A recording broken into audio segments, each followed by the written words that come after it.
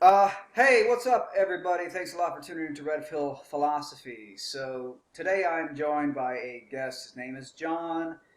We sort of stumbled upon each other on Twitter because I posted a photo to Twitter. In fact, I'm going to show it to you guys on screen. Here it is right here. And the picture is somebody asked me a question. This is sort of a pretty deep question. It has to do with sort of the nature of reality type stuff. It's stuff that physicists have been trying to answer for many, many years. Something philosophers have been trying to answer for many, many, probably thousands of years. You guys may have heard of the old little riddle. If a tree falls in the forest and it doesn't make a sound, or rather, if a tree falls in the forest and nobody is there to hear it, did it make a sound? Well, somebody asked me a question that I think is essentially along the same lines. And the question was, does the universe exist if no one is there to see/experience it? And my response, which is what caught the attention of John here, what I said was, suggesting the universe exists when there is no one there to observe/verify that it exists is delusional. This is my hunch. I could be wrong, but this is my hunch. A person who believes the universe exists objectively, that means a universe that exists independent of us. Anybody who believes the universe exists objectively, they are essentially saying that they can verify that which has not yet been verified. For example, I have proof of something that I have not yet acquired evidence for. So the idea is, if imagine there's no conscious beings in the entire universe. And sorry, John, this is just sort of my little introduction to get people introduced to the topic. So No just give me problem give at me a all. minute or two to flesh this out for people. Yep. Um, Imagine we have our universe, right? We live in this universe, but imagine that there are no conscious beings anywhere in the universe. Literally no consciousness. And by the way, that also includes, as I pose this hypothetical question to you, you also have to remove your consciousness from the hypothetical question. I think sometimes when people start to imagine a universe with no consciousness, they forget that their consciousness is still there, imagining that universe. Not even your consciousness is there. It's simply, literally no consciousness. So what I ended up finishing this statement with was, however, there are certain experiments in quantum physics that have been performed, which I believe are really experimental evidence pointing towards the possibility that the universe is not objective, but is actually subjective at a fundamental level, or at the least that the objective universe and the subjective experience of the universe, these things kind of co-arise in the same moment. It's not like the universe exists independently and objectively from consciousness. So if there's no conscious beings there to experience the universe is still there. I genuinely believe, based on sort of logical hunches, but also some of the stuff that I've read on quantum physics experiments, that the universe is actually to a degree dependent on subjectivity, or also that the very idea that something exists, whether it's this phone in my hand or the computer in front of you or the room around you, the mere fact that you can say, oh, look, this room exists, sort of depends on a conscious being, you, there to experience it and say that it exists. So I guess the conversation that we're going to get into, it could go really anywhere, but I guess that's sort of the premise, which is, does the universe exist if there's no consciousness there to experience it? And I guess, John, I don't know, maybe you want to just respond to that. Yeah, perfect. I think it was great that you brought up the kind of traditional classical thought experiment of the tree falling woods. Nobody is there and doesn't make a sound, because I think it really highlights the crux of the problem, which is we seem to have this apparent dichotomy between the objective world, which is matter, and the subjective world, which is phenomena or our perceptions. So if we're talking about a tree falling in the woods and nobody's there, we then need to kind of continue that with the idea that, well, there's the difference then between sound waves, which is kind of the distortion of atoms and molecules in the air, and sound itself, which is the perception after we have the stimuli, which is the distorted atoms in the air, hitting our nervous system, being transduced through our auditory system and then arriving as a conscious percept in our brain. Like there's so much going on there in that one thought experiment that it's really a great place to start, because it's pretty simple at the outset, but it really kind of gets into the nitty-gritty of the entire problem, really. So talking about whether or not something exists independently of it being observed, I think it's important to draw a kind of dichotomy. As I said, there's a disparity between objective matter being independent of us, but then the requirement of us being there to subjectively perceive it. And in the case of the tree falling in the woods, I think what that comes down to is we need to disentangle the sound it makes. So just to kind of give it sort of a ear, which is the subjective sound, that is dependent on someone being there. But the displacement of atoms in the air, I would argue, would occur regardless of whether someone is there or not. So the sound energy in an objective sense, i.e. what this tree is doing to the atoms in the air as it's falling, is objective and independent. But that subjective sound, that phenomenon of that sound can't exist without someone there. That is a creation of a human brain, and that will not be there. But I would argue that displacement of atoms in the air, the fundamental unit or the basis of our auditory perception, that would exist. So I would disagree in that I think that consciousness, while it is all we can ever be aware of, and I'd say that's like an a priori principle. We can never, as you said, we can never get outside of ourselves. And I thought it was great as well, the way you brought up the idea you need to remove your own consciousness to even imagine something that's not being imagined. It's sort of a paradox, because George Berkeley, who is an Irish philosopher and one that I greatly admire, he basically invented the philosophical doctrine of idealism, and he gave that as a thought experiment. He said, imagine a tree that is not being imagined, and obviously then you just fall at the first hurdle. You know what I mean? Like you literally can't. As soon as you're trying to imagine a tree that's not being perceived or thought about, you're inadvertently contradicting your own thought experiment. So he kind of used that as a way to introduce people to the problem as well. So, but then again, I would say that if we think about, as you said, a universe that's not being imagined or not being perceived or one isn't being conscious of, I'd say that you run into a similar paradox in that if the universe doesn't exist without someone being conscious of it, how then did conscious beings arise in the first place? The Big Bang, a theory nonetheless. Was there someone being conscious of this as it happened? And kind of how would you respond in light of the fact that you would be on the side that they'd say that no universe exists if there's no one there conscious of it?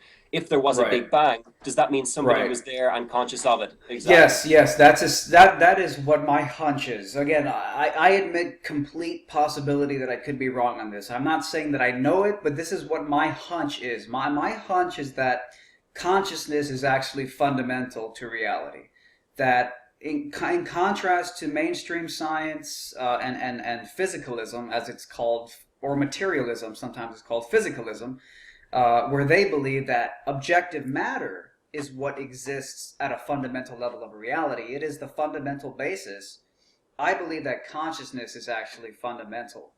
And I feel like sort of a slight indicator that that is true is sort of the mere fact that, as we've sort of said here so far, is that it seems that without subjectivity, or rather, it seems that subjectivity is just such a fundamental and essential part of reality that as firm and solid as physical matter is in our lives, the way it dictates our choices and our actions, the way that the gravity and the concrete floor beneath us is so realistic, so there in such an imposing way. At the end of the day, though, this is something I said in videos going back a couple of years, in a way, matter doesn't really matter if it wasn't for consciousness. And I use those terms, the word matter, very specifically because it's funny that the word matter, which means physical matter, but also can be used to describe that which matters to us, what matters most to us. It's funny that the subjective things that we care about that matter to us wouldn't matter to us if it wasn't for the fact that we were consciously aware of them in the first place. And it seems that consciousness is not matter based. It seems that consciousness is immaterial. They haven't found it yet. They haven't found it anywhere in our skulls yet. You'd think something that was so fundamental to our experience, that is somewhere located in the little confines of our cranium, you'd think they would have found it by now. They haven't found it yet. It seems consciousness is immaterial, and it's just interesting to me that, there's a little bit of a play on words, but the point I was trying to get to is that I feel like my assertion that consciousness is fundamental to reality, that the physical world is secondary to consciousness, or maybe not. And let me also say that it's also possible it's not necessarily that one is more fundamental to the other. That might be a mistake of a dualistic mind, but maybe that the objective physical world and the subjective, seemingly immaterial thing of consciousness, maybe they co-arise at the same time. Maybe it's not that they're separate, this dualism, but maybe that they come together. So, but maybe we'll get back into that. But let me just keep going with the possibility that maybe that the consciousness is more fundamental than the material world. If consciousness is more fundamental, I feel like one indicator pointing to that being true is the fact that without consciousness, we wouldn't even be here to look at the physical world, to see it, to feel it, to touch it, to care about it. Nothing. It would be empty. You see, it seems to me if there was no consciousness, matter wouldn't matter. Yeah. No, that's a great point, and I agree with you. I think consciousness and the subjective and the phenomenal and anything along those lines is the fundamental unit of the universe, at least as far as we can discuss. We can never discuss anything as if it was independent to us, because we're literally creating a paradox there where we're saying we can get above and beyond what we can experience, and that just doesn't make any sense. How can you talk about something as if it's a construct or constructed by your experience when all we ever know of the entire world and universe is a product of our experience? I think anybody who tries to state materialism or physicalism, as you called it, that they're faced with an insurmountable paradox, an insurmountable sort of chasm between the subjective and the objective. But one is so much nearer, which is the subjective, and so much more real. And it's all that we can ever truly grasp is the subjective. Like, and it's my opinion that science has ever shown us is that our perceptions are consistent. It's never shown us anything about the material or the physical world in itself. All it's shown is that when we experience something one way, and if we keep the conditions in inverted commas the same the next time, then the same experience will arise that time as well. It doesn't tell us anything about what it is in itself. It just presents to us the same experience time and time again. And that the material world, if it even exists, behaves consistently. So I'm curious Not knowing. because I'm curious because earlier you said that in the analogy of the tree falling in the forest, you did concede that you do believe that there's still definitely little air particles that ultimately generates the sound we hear in our ears. You do believe that the air particles do exist. Yes. So yeah, kind of clarify that for me. Do you actually believe it exists independently of consciousness? Yeah, I believe it exists independently, but I hasten to add that I think any words or labels or any terms we use to describe it, we're merely describing it on a level that is only interpretable on from a subjective stance. I'm not saying that when I talk about atoms, that as I experience them, that it's the same thing that exists independently. But there must be something there. For instance, okay, just to give a kind of a simple analogy, the light's off in my bedroom. I'm walking to the bathroom, I stub my toe. That thing that I stubbed my toe on, I had no consciousness of it. But there was something still there, even if I wasn't aware of it. And now it's hit my foot and it's causing me pain. There must be something, I think, however different from the subjective perception we have of it. And I don't think that words that we use to describe subjective phenomena, which again, I think are all we know, I don't think those words and terms actually describe from a a valid and a truth point of view. I don't think they adequately describe the objective world, but I think that it's sort of an a priori necessity that these things exist for consciousness to be possible in the first place. But again, even saying that, I can see that the problem is, it's like, well, what are you really talking about if you think that it exists independent of experience and that all we can ever talk about are products of experience? But it's sort of like Immanuel Kant in his Critique of Pure Reason was talking about, well, how do we even justify the existence of time and space? And he kind of, basically the conclusion was, we have to assume that they exist for it to be even possible to question their existence, in that they must exist for me to be here now and talking about whether or not they exist. And in the same way with consciousness, while I wouldn't say that I can describe them adequately as they exist in themselves, I guess that the best you could say is that something objective must exist in order for me to be able to perceive it at all. And that yeah. Did I explain myself well enough there? I believe you did. Yeah, I believe you did. Yes, Okay. I mean, in a sense, and that does make sense to me, because I've thought about that as well. Sort of your analogy about stubbing your toe in the dark room.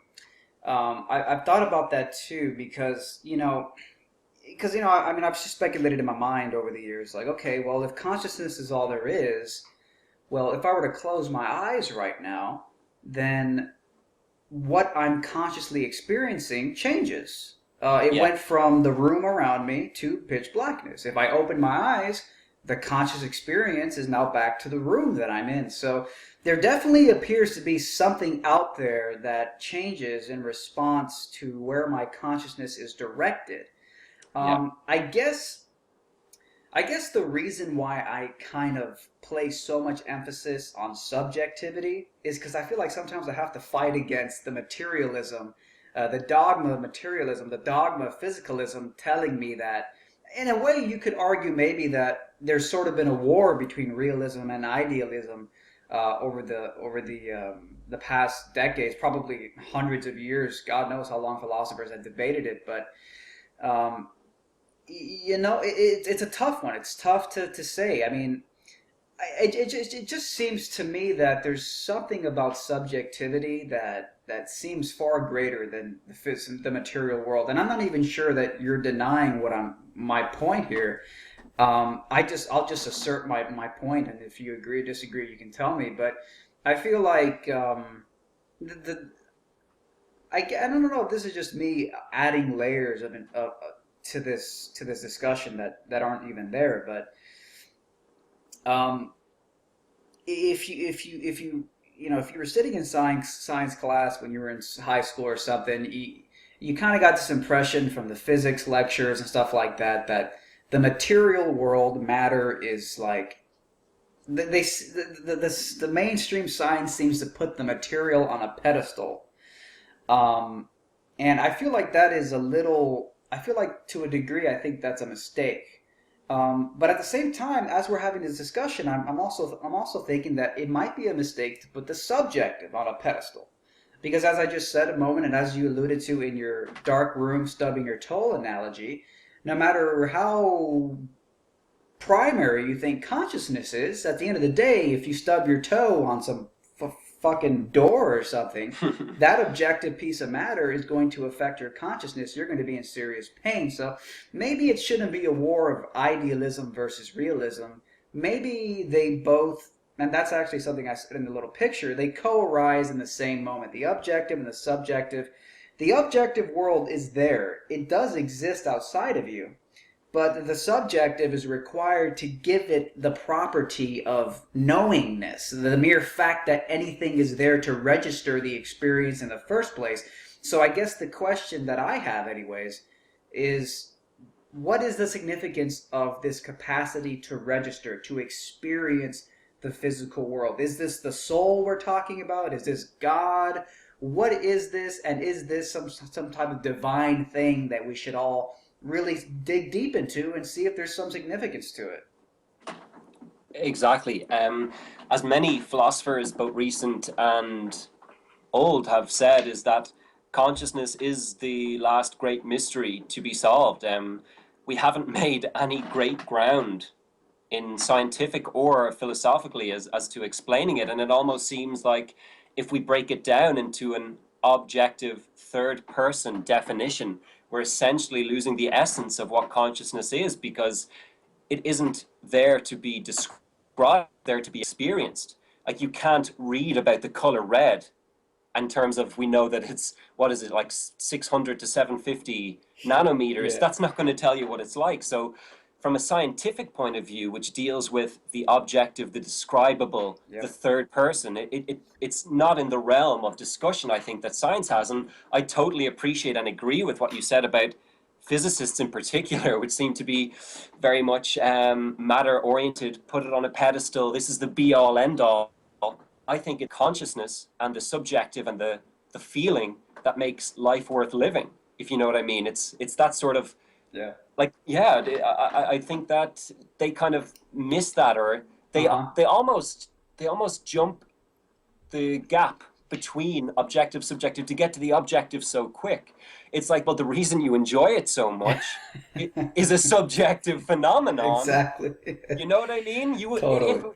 if there was no subjective, there'd be nothing to enjoy. It would just be doing or not doing. It would just be done or not done. It would just be there or not there. There's no, I love it, I care, I just think they completely miss that. And But and here's the thing: would even less. Okay, so without consciousness, would they be able to enjoy the physics that they put on such a pedestal? But without consciousness, would the physics even exist? And I guess this is sort of like one of the things that I've struggled with, which is, like for example, I guess, like, if you had a robot, for example, a robot that looked like a human, and it had, robotic eyeballs, and these eyes could literally look around, and it could see things, and it even had artificial memory, and it could take a picture of, its eyeballs could somehow take a snapshot image, basically like a camera, essentially,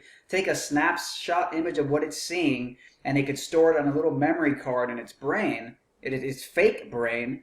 But the robot in no way, presumably, is conscious of what it is, quote unquote, seeing with its robotic camera eyes. So I just feel like a universe without consciousness is nothing, in a sense. It's a blank nothing. I feel like consciousness is sort of the plane upon which the objective world is registered into existence. You know what I'm saying? I feel like, yeah. I don't know. I feel like, and because of that, I almost feel like the objective world is invalidated if not for the fact that there was a subjective being to be aware that it exists in the first place. Exactly, yeah.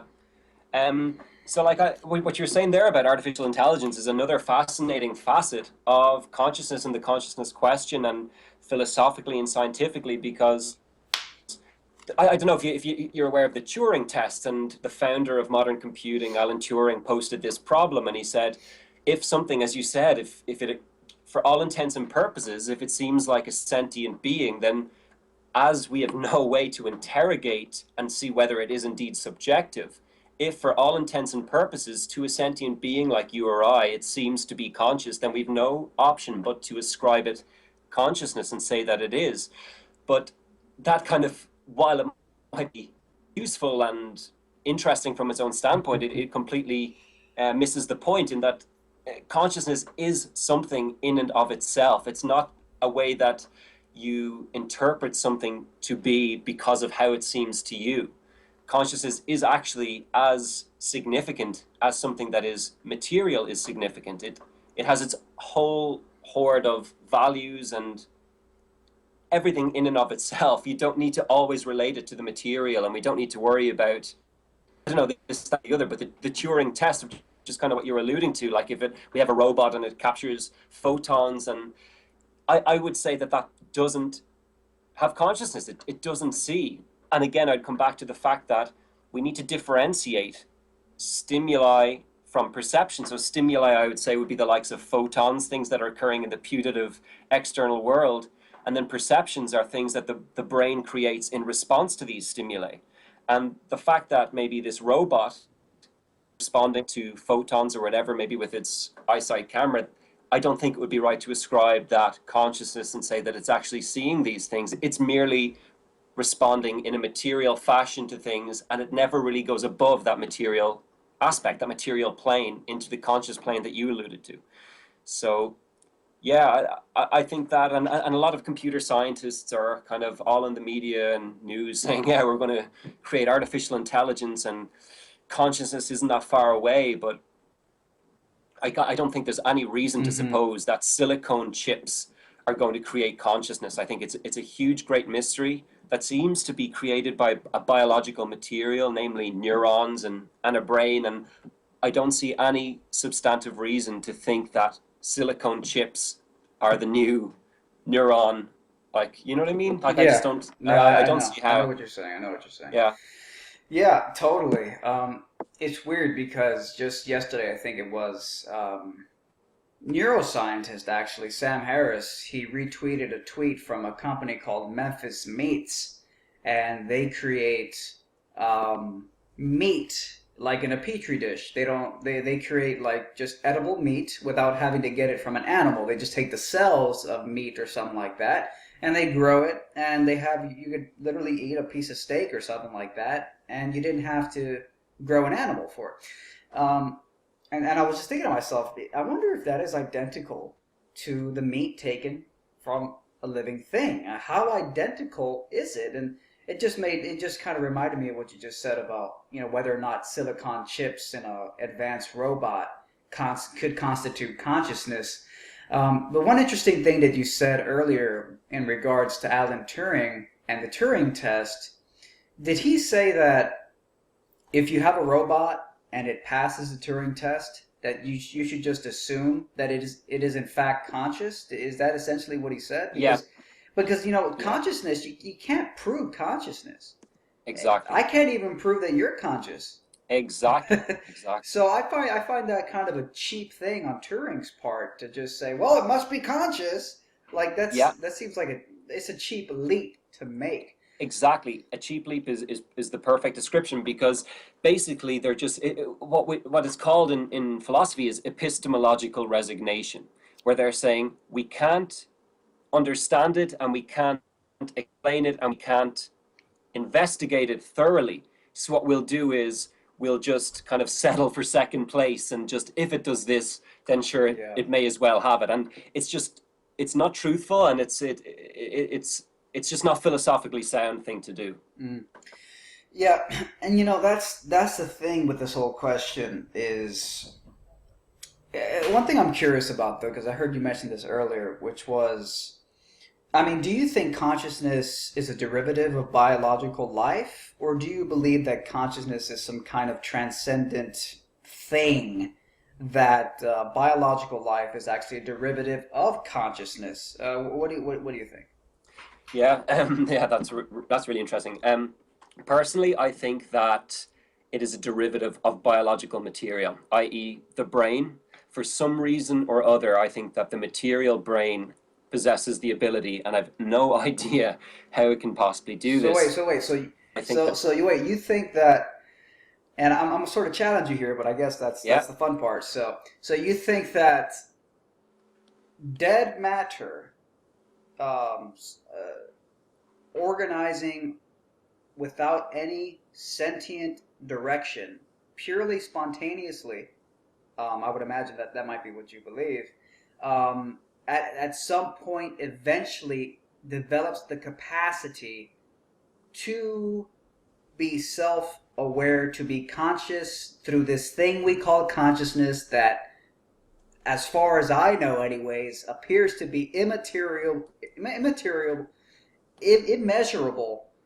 Is that what you're asserting?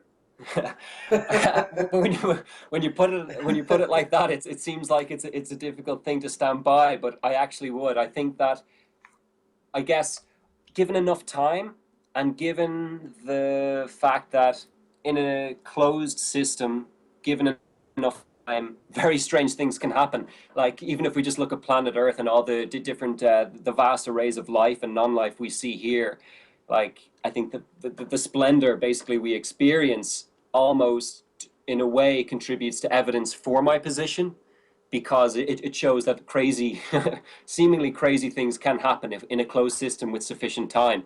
But yeah, I do think that dead matter, so to speak, so I don't know, as Neil deGrasse Tyson calls it, the guts of dead stars coming together and over time becoming more and more complex, starting from very simple though, but becoming more and more complex over time, and then more and more complex. For some reason, I do think that then led on to a brain, and somewhere along the line consciousness came about. But I am more than willing to change my mind on that if certain evidence comes up. Or Okay.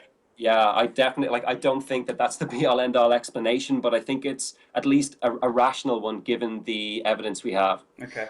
It's interesting because a moment ago you said that that one pointer in your mind that might explain how consciousness could be a derivative of biological life, of a human brain developing over time, is sort of the complex nature of the world around us. Is that essentially what you were saying? That look how diverse life on Earth is. It doesn't seem too hard to believe that all this diversity could also bring forth consciousness. Is that what you were saying? Yeah, exactly. Like it's not as if we live in a very simple kind of 2 by 2 world that's all black and white. Then all of a sudden, boom, we have this crazy thing called Right, consciousness. right, There right, seems to right. be, yeah, yeah. Interesting, interesting. That's a good point. That's a good point. I'm trying to see if there's anything I have to say to that. No, I don't have too much to say to that. But what I will say is this is something we mentioned on Twitter, or I think you mentioned right before we started recording, was the sort of experiments in quantum physics, the double-slit experiment and stuff like that. I feel like there's something in those experiments that sort of hints and points towards idealism. And for anybody who's watching who doesn't really know what idealism is basically the idea that, well, I don't know the exact definition, but from where I've come from and reading over it, this is basically what I think it is. It's the idea that subjectivity, your subjective awareness, your subjective conscious experience of the world around you, that is fundamental to reality, and that the physical world around you is, in a sense, I guess, secondary to your subjective experience. And then the opposite of idealism is realism. And that's the idea that there's an objective world and it exists independently and objectively of your conscious experience. But I think that the double-slit experiment and a variation of the double-slit experiment called the quantum eraser experiment, I really think that they point towards, in a sense, empirical evidence that reality, if not completely subjective at a fundamental level, is at least on equal playing field with the objective. So subjective and objective, they're fundamentally interwoven together, or that even further, that maybe subjective is purely more fundamental than the objective physical world. Have you heard about the double slit experiments? Have you looked into those at all? I've heard about it, and the fact that kind of the outcome changes depending on whether it's perceived or not. Is that right? That is, it gets pretty complicated at that at that point. There's a lot of misinterpretations about the experiment.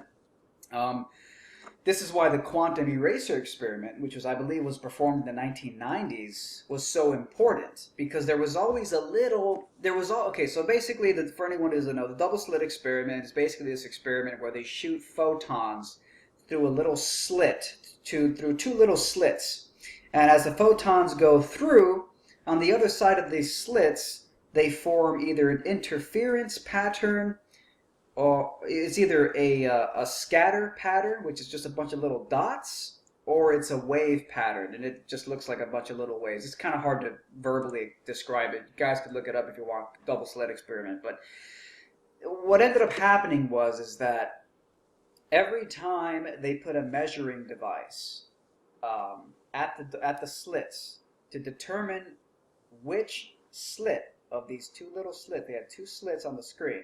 They wanted to find out which slit, the left one or the right one, did the photon go through.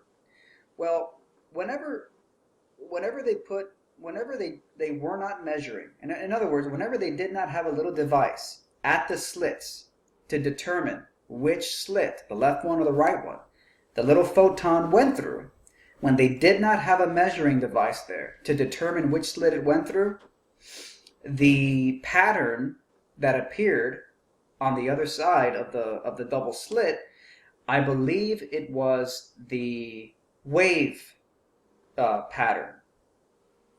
But when they put the measuring device at the two slits, so they could find out, okay, which slit did the photon go through, the left one or the right one, when they have a measuring device there to determine which one it goes through, the photons are no longer a wave pattern.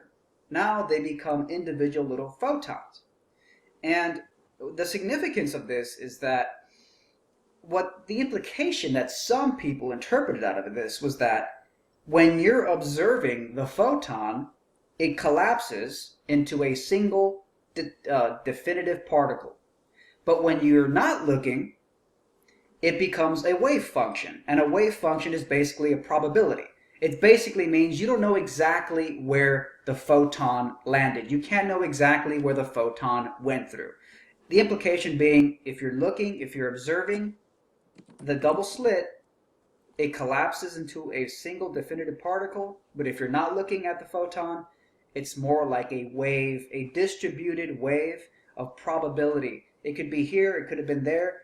So, people took that as kind of proof that maybe whether or not you're looking at these fundamental particles, whether or not there's a subjective thing they're watching, it may play a role in how the physical universe operates. Now, I'm almost finished. However, there were naysayers who said, well, no, it has nothing to do with whether or not a conscious person is observing the particles going through the thing. It's just that the little measuring device that they placed near, it was that measuring device was somehow interacting with the particles. Now, many decades later, I believe in the 1990s, the quantum eraser experiment was performed. This elaborately confusing experiment was set up in the most, whoever came up with it, what a genius.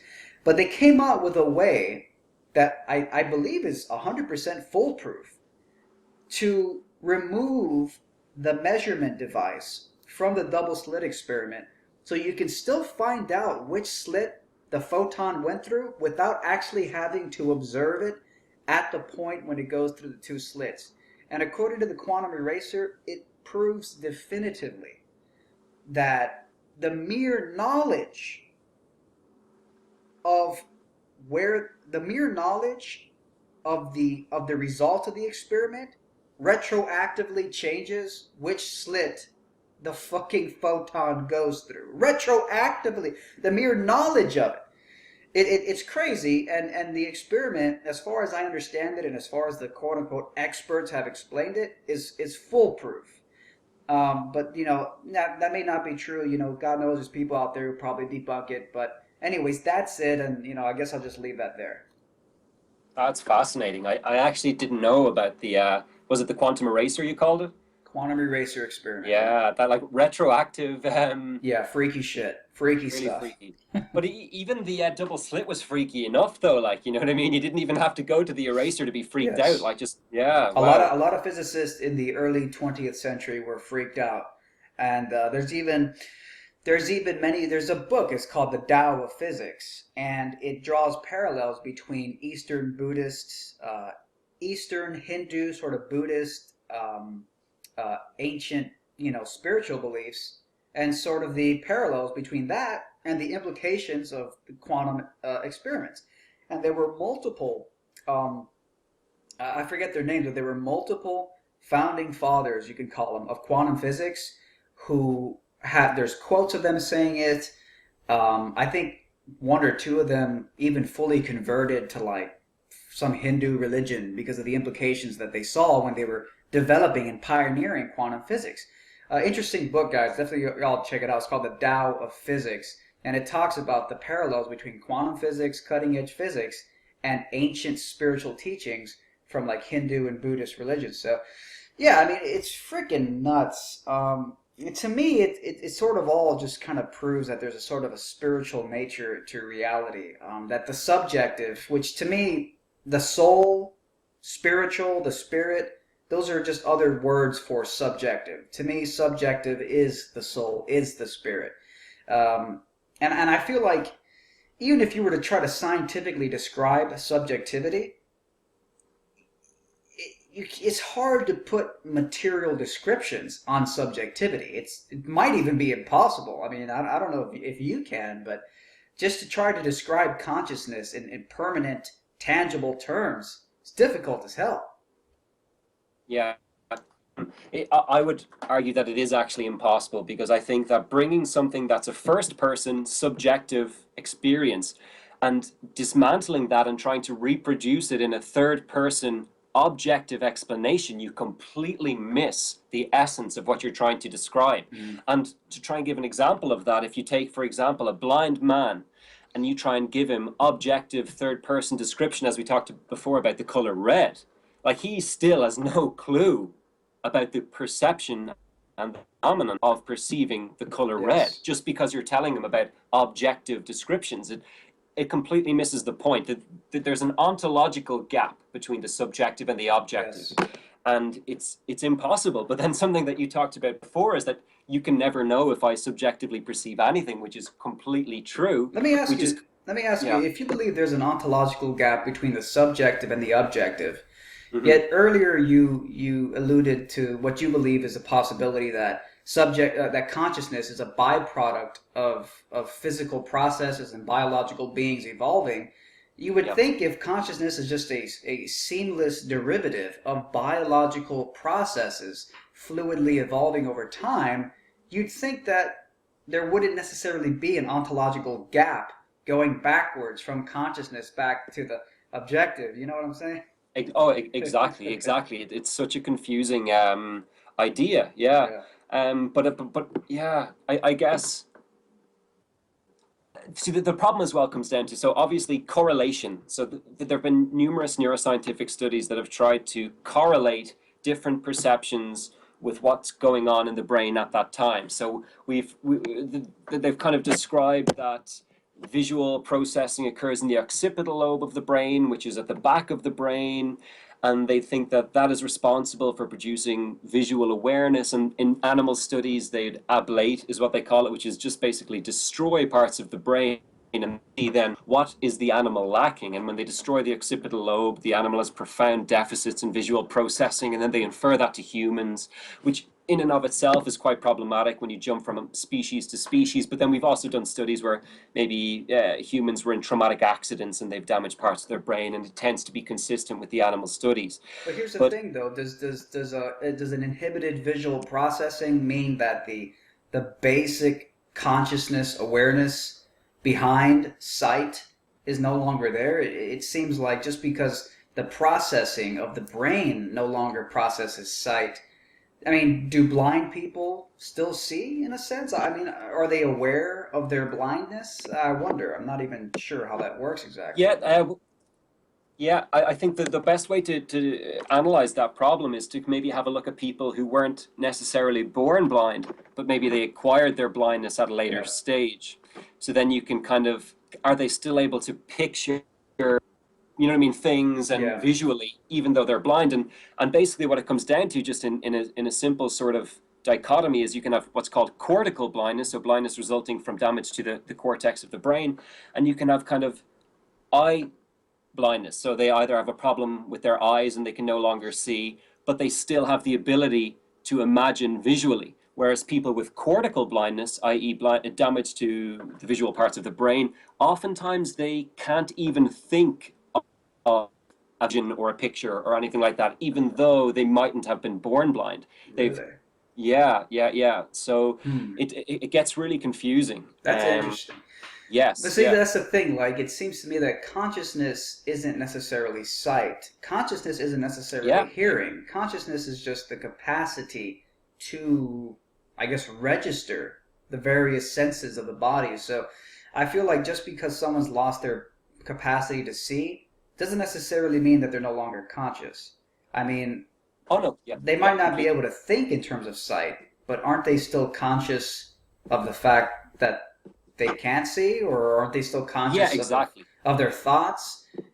So that's what I think Yeah, it yeah. comes down to. It's sort of like, and I guess that's sort of like the robot analogy from earlier. It's like just because something has visual processing capacities doesn't necessarily mean that it's conscious, like in the case of a robot or something. But yeah, I mean, I don't know, we could be here all day. But by the way, how much time do you have? Um, I don't really have any commitments after this, to be honest. All right, then we'll go until we go. Cool. Um, well, I mean, I don't know, any other like points or ideas you wanted to bring up? I guess one that's sort of related to what we said, but also kind of takes it in a new direction is the quandary of free will, where I we hate seem to this live. topic. It drives You me. know, really? I like it. No, I like talking about it, but it drives me crazy because I feel like it can't be answered. Sorry, go Yeah, yeah, yeah. ahead. So basically, we seem to live, as certain scientists would have us believe, in a material world that behaves in a particular way, that succumbs to certain physical laws of nature, yada, yada, yada. Yet, as human beings, as conscious, sentient beings, we seem to have this perception that what we do isn't a derivative of natural forces and laws, but something that comes from within us that we are in control of. Whereas science would have you believe that nearly everything we encounter is a consequence of the state of affairs in the world precisely preceding that purported free act. So when I drop a ball from a certain height, it's not choosing to fall, it's obeying the laws of gravity. Mhm. Whereas when I decide to tap my desk there, that sort of seems different. That's something that's intrinsically motivated and applied to the external world that wasn't necessitated by the state of affairs directly preceding it. It seems like I voluntarily chose to do it. You know It what I mean? seems that way.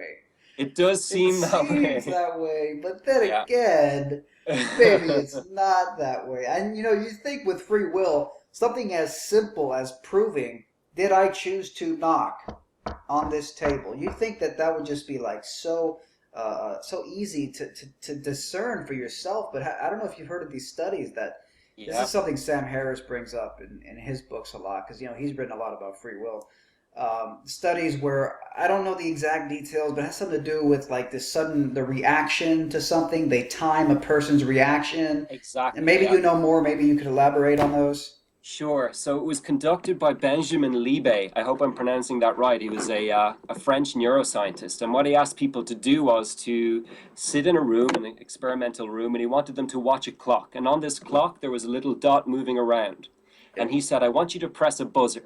But at the moment you voluntarily decide to press the buzzer, I want you to tell me where this black dot is on that clock. So the black dot is moving, I guess in time, I'm not 100% sure. So it's following like the 60 seconds. And you tell me what second you voluntarily decided to do it. So take your time, there's no rush. Whenever you voluntarily decide to press it, let us know, hit it. And then we will monitor your brain activity the whole time.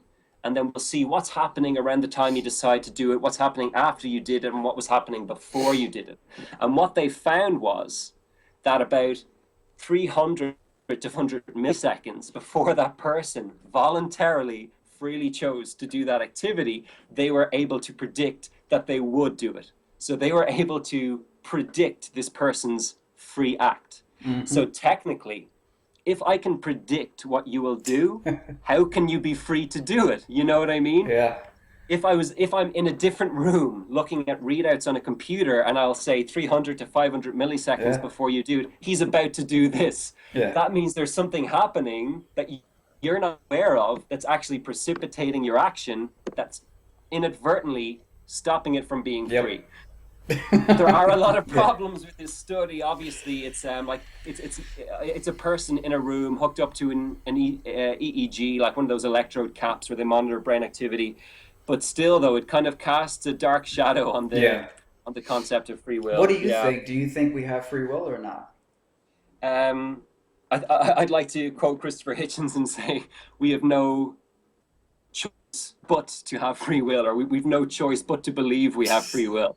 I think Why? that the For the world sake of becomes a very the world becomes a very dark and scary place if you think that everything is premeditated Uh, from a objective scientific perspective. it's crazy. I have to agree with that. Yeah, on Twitter, like a year ago or something, I said something along the lines of whether or not free will exists. I think people who believe in free will are simply more empowered and in control of their actions. Yeah, Exactly. free will is a tough one, and this is something I think about all the time because, there was a time in my life where I was pretty obsessed with like self-help and just pushing the boundaries of what you're capable of and not procrastinating and just really going out there and kicking ass in life.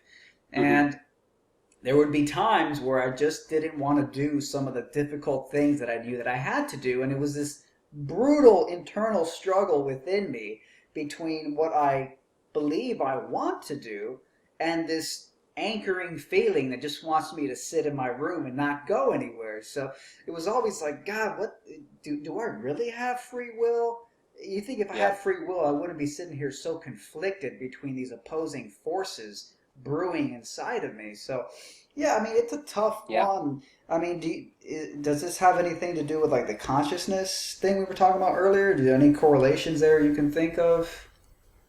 In free will in relation to consciousness, I guess kind of the main one is like the fact that from a conscious standpoint, we don't perceive the underlying processes of our actions. For us, Mm, we're conscious at a moment in time, and then we do something. mm, We are not aware of the neurological things underpinning our actions. And because of that, that might be the root of the illusion, is that we don't see all these neurons firing every time we go to choose it or precipitating our free choices, so that it kind of we're just continuously eluding ourselves, if you know what I mean. fascinating.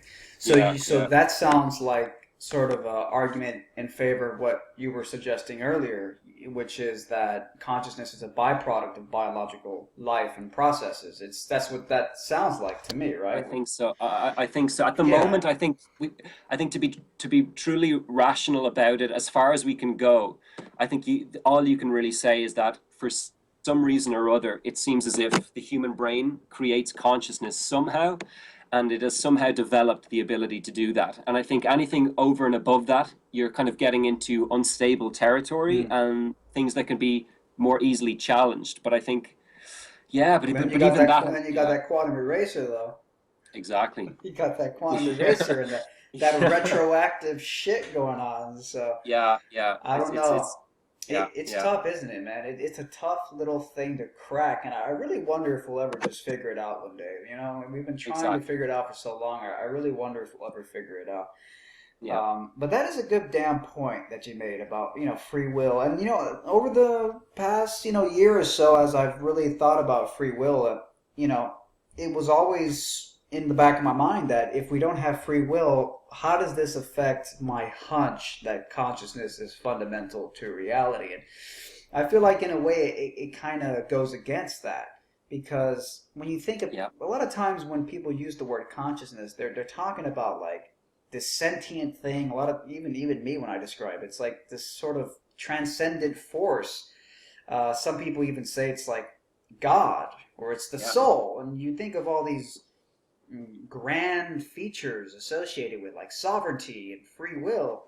Yet at the same time, when you really dig into free will, I'm not even sure that I have free will. I mean, I really don't even think I do have free will. Honestly, it's Yeah. just Yeah. there's so many goddamn forces guiding you. So yeah, it's like if consciousness was fundamental, you'd think we wouldn't be such slaves to forces apparently beyond our control.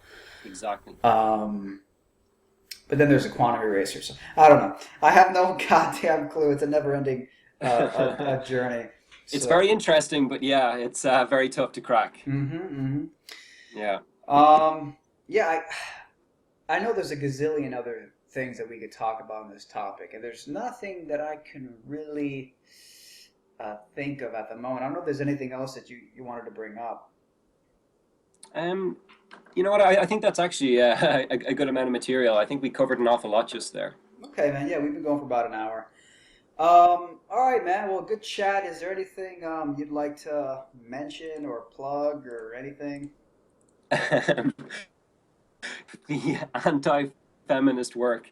It's very well needed, and I really enjoy your stuff. So keep doing what you're doing. Okay. All right, man. Well, thank you so much. And guys, thanks for watching. I guess let me know what you guys think below. All right, man. Later. Take it easy. Bye.